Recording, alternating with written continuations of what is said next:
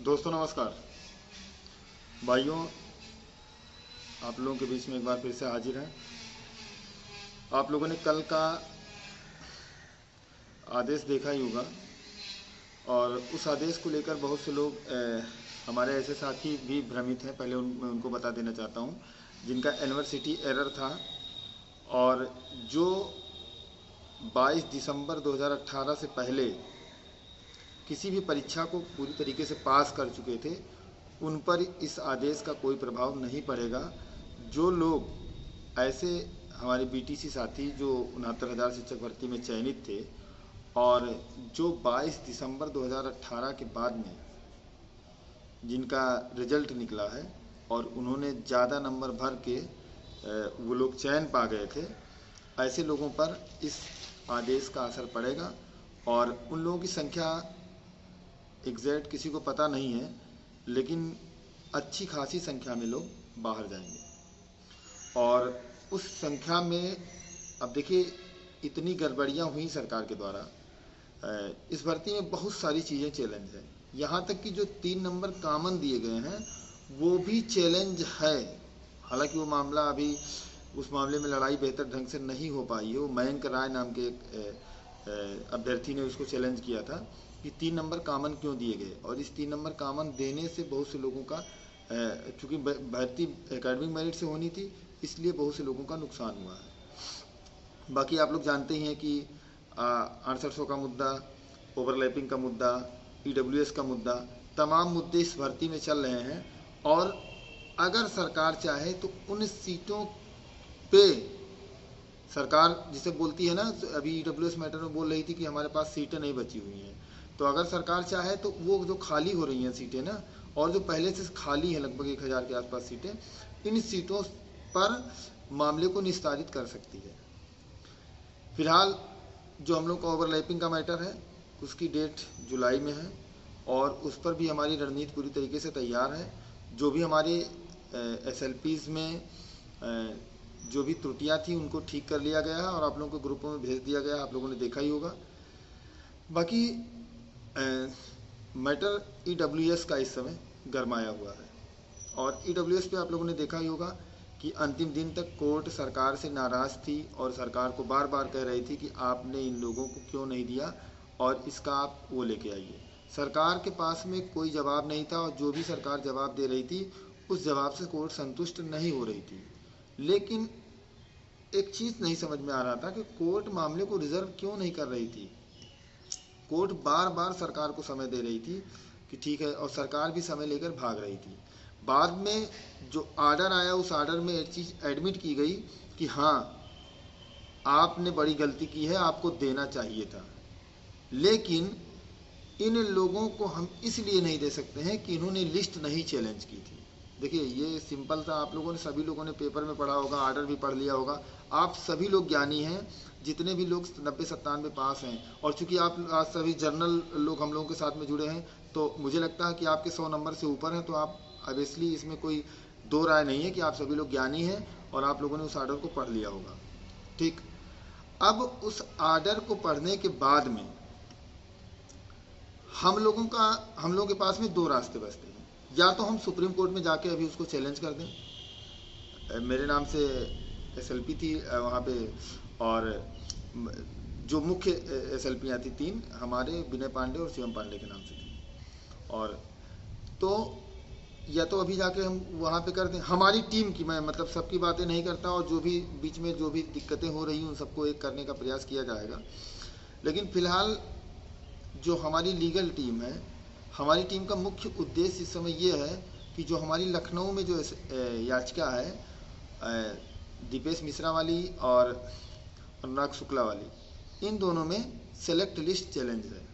कुछ लोग मूर्खतावश ये भी बोलते हैं कि उसमें मतलब अचयनितों को पार्टी बनाया गया। तो एक आध अचयनित ऐसे हैं जिनको पार्टी बनाया गया था, बाकी सारे चयनितों को पार्टी बनाया गया उसमें, जो 69,067 के लिस्ट में चयनित थे।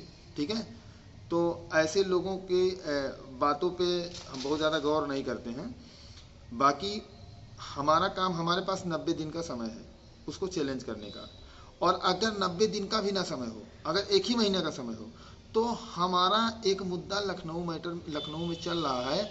और चूंकि जिस चीज को माननीय इलाहाबाद हाई कोर्ट ने जिस चीज को कहकर हमारे मुकदमे को खारिज किया है कि आपने सेलेक्ट लिस्ट नहीं चैलेंज की है, और वो लिस्ट 2021 में हमारी चैलेंज है, हमारे ही मुकदमे में चैलेंज है, हमने खुद चैलेंज करवाई है, हमारी टीम ने अनुराग शुक्ला की याचिका में करवाई है और दीपेश मिश्रा में करवाई है, दोनों हमारी हैं। तो उस चीज़ को हमने चैलेंज करवाया है, तो हम क्यों ना उसका निस्तारण करके आगे बढ़ें। हम आखिर में अगर हम मान लिया हमारी तो लखनऊ वहाँ इलाहाबाद में थी, और अगर हम सुप्रीम कोर्ट में जाएंगे तो उनको क्या कहेंगे हम। तो हमारे पास एक मजबूत आधार होना चाहिए। और अगर हो सकता है, मतलब मान ले बाय द वे हम यहाँ से जीतते हैं, अगर मान लिया वहाँ से कोर्ट ये काट दे कि हाँ इन्होंने तो लिस्ट को चैलेंज किया था तो इनको रिलीफ मिलना चाहिए, अगर हम लोग लखनऊ से जीत जाएंगे तो फिर सरकार खुद या तो सुप्रीम कोर्ट जाएगी अपील लेके, या तो आप लोगों को नौकरी देगी। और इसमें चूंकि मैं खुद इलाहाबाद में पेटिशनर था, मुख्य याचिकाकर्ता था, तो इसलिए अगर इलाहाबाद के जो साथी हैं उनको किसी भी चीज़ के लिए घबराने की ज़रूरत नहीं है। आप लोग पूरी तरीके से तैयार हो रहिए, और जब भी जैसी रणनीति बनेगी उस हिसाब से हम लोग काम को आगे बढ़ाएंगे। और जल्दबाजी का काम खतरों से भरा हुआ होता है, और यहाँ बात मैं और हम की नहीं है, यहाँ बात नौकरी की है। और जहाँ नौकरी की बात आती है वहाँ आपकी टीम सबसे आगे आपकी खड़ी मिलेगी। और आप लोग जानते ही हैं, शुरू से आप लोग देख रहे हैं कि 22,000 के धरने में हम लोगों ने जी जान से बारिश, धूप और गर्मी, ठंडी, सारे थपेड़ों को सहते हुए एक नौकरी के लिए इतनी मेहनत की है, और वो भी बिना किसी सहायता के, बिना किसी उससे, मतलब केवल निस्वार्थ भाव से अपनी नौकरी के लिए काम किया है। तो अगर ज़रूरत पड़ेगी तो आपकी टीम सड़क पे भी उतरेगी, ज़रूरत पड़ेगी तो सदन में भी जाएगी, ज़रूरत पड़ेगी तो नेताओं से मिलेगी। लेकिन फ़िलहाल हमें चूँकि कोर्ट से ही रिलीफ मिलना है तो पूरा फोकस कोर्ट पे है। जल्द ही हम लोगों का लिस्टिंग एप्लीकेशन लग जाएगा, बायोमेट्रिक हो रही है, और इस पे हम आगे बढ़ेंगे। और निश्चित रूप से लखनऊ में जिस चीज़ को लेकर इलाहाबाद में डिनाई किया गया है, उस चीज़ को लखनऊ में हम उस चीज़ पर विजय प्राप्त करेंगे, और उसके बाद में फिर आगे का रास्ता देखा जाएगा।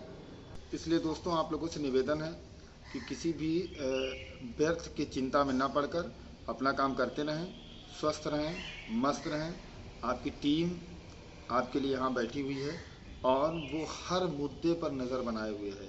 जिन लोगों को निकाला जा रहा है, जिन लोगों का आदेश हुआ निकालने का, उस मुद्दे पर भी हमारी नज़र है।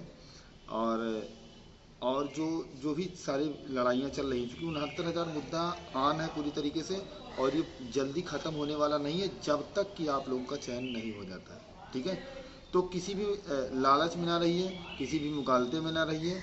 हम लोग लड़ेंगे, एक धैर्यपूर्वक लड़ाई है और लंबी लड़ाई है, ये आप लोग जानते ही हैं। तो इस लड़ाई को धीरे धीरे लड़ते रहना है, और जब तक हम अपने मुकाम पर नहीं पहुंचते हैं तब तक इस लड़ाई को हम छोड़ नहीं सकते हैं। बाकी आप लोगों को हम लोगों द्वारा ग्रुपों में बताया जा रहा है, हमारे जितने भी पेटिशनर्स हैं EWS मुद्दे में, वो सभी लोग अभी धैर्य बनाए रखें। जो भी चीज़ें होंगी हम आपको ग्रुपों में सूचित कर देंगे, और उसके बाद में आपकी सलाह से ही हम आगे बढ़ने का काम करेंगे। और भी जो आपस में भाइयों में जो भी कहा सुनी हो रही है, उसको भी बहुत जल्द सॉल्व किया जाएगा, और सॉल्व करके ही आगे बढ़ा जाएगा, क्योंकि हमारा मुख्य लक्ष्य है नौकरी। आप लोग देखे हैं कि हम लोग धरने में रहते थे, तो धरने में भी आपस में लोग झगड़ा बाता कहानी हो जाता था, लेकिन उसको भी हम लोग किसी तरीके से सॉल्व कर लेते थे। तो आपस में जो भी बातें हो रही हैं उन सबको सॉल्व करने का प्रयास किया जा रहा है, और सॉल्व कर लिया जाएगा बहुत जल्द। और उसके बाद में हम लोग एक सधी हुई रणनीति के तहत आगे बढ़ेंगे। किसी के ऊपर कोई छींटाकशी नहीं है, सब अपने भाई हैं, और मिलकर हम लोग काम करेंगे और इस मुकदमे को जीतेंगे। क्योंकि इस नौकरी के लिए हम लोगों ने बहुत कुछ गंवाया है, बहुत कुछ गंवाया है, अब और नहीं गंवाना चाहते हैं। सभी लोग एकजुट रहें, और सभी लोगों से निवेदन है कि बेवजह की बातों को ना पोस्ट करें, और ना ही किसी चीज़ को शेयर करें। लोगों को जोड़ें, और सभी लोग साथ मिलकर चलें, कोई ऐसा ना सोचे। देखिए किसी का कोई एटीट्यूड नहीं है, मैं अगर सोचूं कि मैं बहुत बड़ा हूँ, या कोई अगर ये सोचे कोई बहुत बड़ा है, सब लोग बराबर हैं और सब लोग नौकरी के लिए तत्पर हैं। हमारा मुख्य लक्ष्य होना चाहिए कि किस तरीके से हमें नौकरी मिले, इसके लिए हमें काम करना होगा। और इसके लिए जब हम जिस दिन इस रास्ते पे चलने लगेंगे ना, तो नौकरी हमसे ज़्यादा दूर नहीं है। दोस्तों बाकी बातें आगे की वीडियो में होंगी। तब तक के लिए नमस्कार, जय श्री राम।